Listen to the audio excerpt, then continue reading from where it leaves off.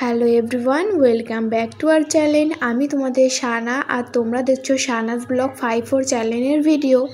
তো দেখো বন্ধুরা, তোমরা সবাই কেমন আছো আমাকে কিন্তু অবশ্যই কমেন্ট করে জানাবে। আই হোপ তোমরা খুবই ভালো আছো। তবুও একবার জিজ্ঞাসা করলাম। তো আর বেশি কথা বলবো না। তো সরস্বতী পুজোর দিন কি করলাম, কখন কোথায় গেলাম তোমাদের সঙ্গে সবটাই শেয়ার করব। তোমরা ভিডিওটা স্কিপ না করে দেখতে। তো দেখো বন্ধুরা, আমি এসেছিলাম মার্কেটে তো শাড়ি কিনতে। তো এই শাড়িগুলো এত দাম বলছিল না, যদিও সরস্বতী পুজোর মার্কেট ছিল জমজমাটি, একদম ভিড় বলতে পারো, অনেক প্রচুর লোকজন এসছে, তার জন্যই নাকি দাম খুব বেশি বলছে, 1 টাকাও কম নেবে না। তো এর আগের সপ্তাহে আমরা এসেছিলাম, সেখানে বলছিল একদম, তো আজকে বলছে একদম। তো এখান থেকে গামছা নিয়ে নিলাম আর নিয়েছিলাম বেড কভার আর ঘরে দুটো পর্দা। আমরা যে কখন যাব জানি না। তো আমাদের বাড়িতে ছোট্ট একটা সরস্বতী ঠাকুর এসেছে, ওর মা ওকে সাজিয়ে দিয়েছে, কত সুন্দর লাগছে। চলো তোমাদের একটু দেখাই। বন্ধুরা কত সুন্দর সেজেছে, একটু হাসো। ছোট্ট ঠাকুর, কি সুন্দর লাগছে তাই না? হাই করো, এরকম করো। তো অঞ্জলি তো শুরু হবে প্রায় 2টোর পরে, তার জন্য দেখো সকালবেলা স্নান করে, আইব্রোটা করা হয়নি, যাব আইব্রো করতে বাজারে। তো রেডি হয়ে নিয়েছি, তো শ্যাম্পু ট্যাম্পু করে একদম সোজা বাজারে চলে গেলাম। তো বাজার থেকে এসে ঝটপট করে রেডি হয়ে নিয়েছি, আর রেডি হয়ে যাব এখন অঞ্জলি দিতে। তোমরা এই ভিডিওটা আগে অঞ্জলি দিয়ে আসার পরের ভিডিও দেখছো। তো চলো আমরা কোথায় অঞ্জলি দিতে গেলাম। তো এই যে দেখো, আমি আর আমার সোনা আর পাশে সবাই মিলে এসেছি আমাদের এখানে এক মাস্টারের বাড়িতে। তো স্যারের বাড়িতে এসেছিলাম অঞ্জলি দেওয়ার জন্য। প্রতি বছরই অন্যের পুজো করে।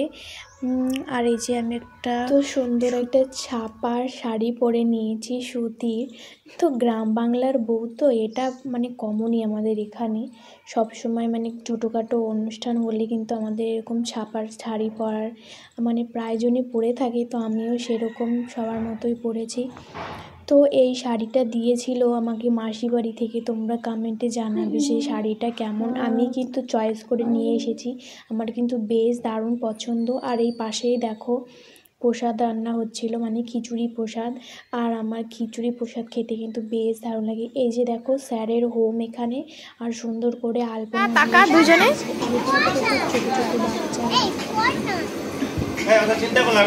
হাই কর।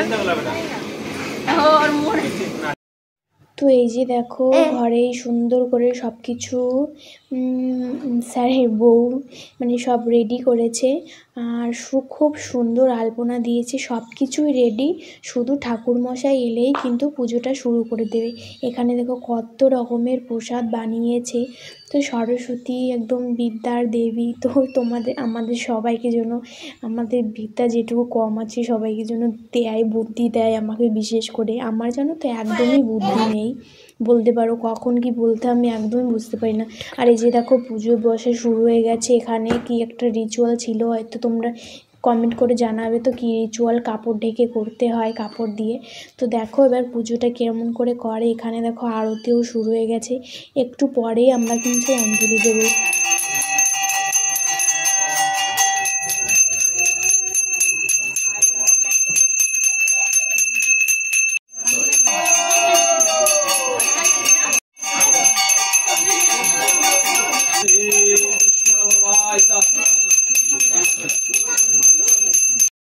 ओम सरस्वती देवी स्वाहा।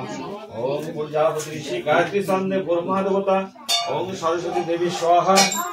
ओम प्रजापति ऋषि गायत्री संदे ब्रह्मा देवता। ओम सरस्वती देवी स्वाहा। ओम ब्रह्मा देवता। ओम सरस्वती देवी स्वाहा।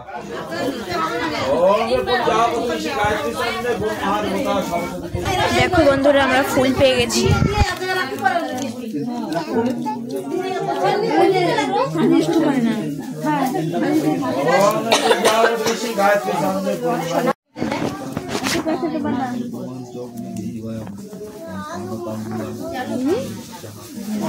শেষের দিকে অঞ্জলি দেব আমাদের কমপ্লিট হলো। আর এখানে দেখো ফোঁটা নিয়ে নেব, সবাই মিলে একদম উঠে দাঁড়িয়েছি আর প্রসাদ নিয়ে বাড়িও চলে এসেছি। প্রসাদটা খেয়ে যে কি শান্তি লাগলো।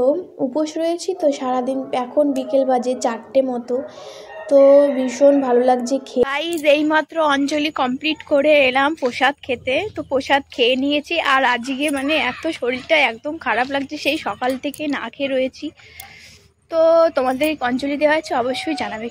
তো পাশের বাড়িতে এসেছি ঠাকুর দেখতে। এই দেখো ইনিও কিন্তু টিউশন পড়ায় আমার মতো, তো ইনিও বাড়িতে পুজো করেছে আর ওখান থেকে একটু প্রসাদ নিলাম। তার পাশের বাড়িতেও কিন্তু সেই দিদিভাইগুলোও কিন্তু টিউশন পড়ায়, তাদের বাড়িতেও পুজো করেছে। আর মাটাকে দেখো কত সুন্দর লাগছে। তো এখানে ছিল খিচুড়ি প্রসাদ, তো খিচুড়ি প্রসাদ নিয়ে আমি বাড়িতে এলাম।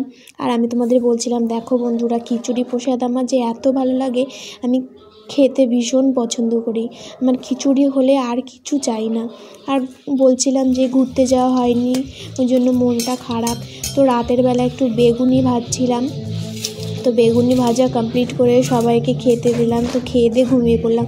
তো তারপরের দিনে এনেছিল একটু চিকেন, তো পুজো টুজো চলে গেছে, একদম নিরামিষ ছিলাম। বা একটু চিকেন না খেলে হয় বলো?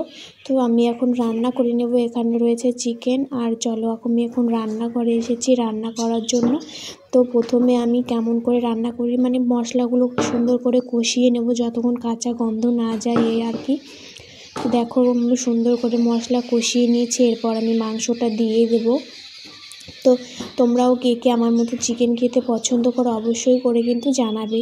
তো আজকের ব্লগটা তোমাদের কেমন লেগেছে আমাকে কিন্তু কমেন্ট করতে কেউই ভুলবে না। তো আর এই যে দেখো মাংসটা রয়েছে, এবার আমি মশলা কষানোর পরে মাংসটা দিয়ে এলাম।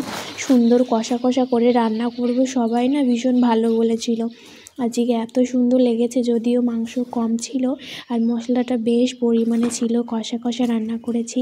আর খেতেও কিন্তু বেশ দারুণ ছিল। দেখো কষাতে কষাতে কতটা রান্না আমার হয়ে এসেছে। এবছর আর তেমন করে ঘোরা হলো না, যদিও তোমাদের দাদা ভাইয়ের অনেক কাজ ছিল। তো সরস্বতী পুজোর দিনও মানে কাজ ছিল, এমনকি ও যে দাড়িটা শেভ করবে সেটারও সময় তো আজকের ভিডিওটা তোমাদের কেমন লাগলো আমাকে কিন্তু জানাবে। তো যারা যারা আমার নতুন ভিডিও দেখছো তারা কিন্তু ফেসবুক থেকে ফলো করো আর ইউটিউব থেকে সাবস্ক্রাইব করো।